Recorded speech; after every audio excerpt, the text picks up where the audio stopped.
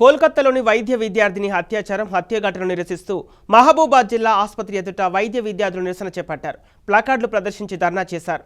బాధ్యులపై కఠిన చర్యలు తీసుకోవాలని డిమాండ్ చేశారు. హత్య కేసును సిబిఐతో విచారణ జరిపించాలని నినదించారు. ఇప్పటి వరకు వైద్యుల ఆందోళన కొనసాగుతుందని తేల్చి చెప్పారు.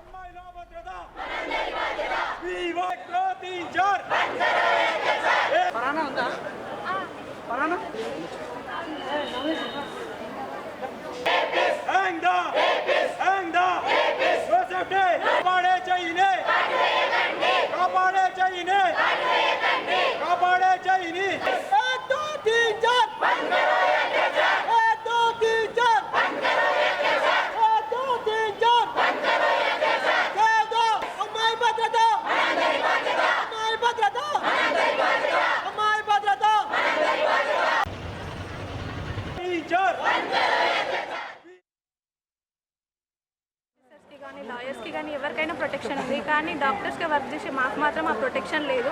కొన్ని వందల కిలోమీటర్లు, వేల కిలోమీటర్లు దాటి నార్త్ నుండి ఎక్కడెక్కడ నుండో వచ్చి ఇక్కడ వైద్య విద్య కోర్స్ నేర్చుకున్న మాకు ఇట్లాంటివి జరిగి దాని మీద భయం కలిగి మాకు సంరక్షణ లేదు అనే దానివల్ల వేరే వాళ్ళకి ఇది చదవండి, ఇది చేయండి అని చెప్పలేకపోతున్నాం మేము.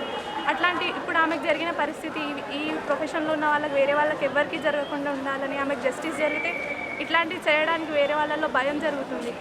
అట్లాంటిది ఇప్పుడు జస్టిస్ లేకపోవడం వల్లనే కదా ఇట్లాంటివన్నీ. ఒక రోజులో ఇండియాలో 90 రేప్స్ జరుగుతున్నాయి. ఎవ్రీ 16 మినిట్స్కి ఒక రేప్ జరుగుతుందంటే ఎక్కడ జస్టిస్ లేకపోవడం వల్లనే కదా ఇదంతా జరుగుతుంది.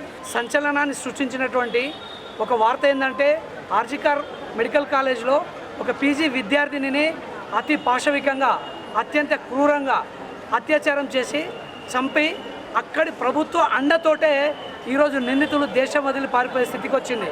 అంటే ఆ రాష్ట్రంలో శాంతి భద్రతలు కానీ స్త్రీల పట్ల రక్షణ ఏ విధంగా ఉందో మనకు అర్థమైపోతుంది.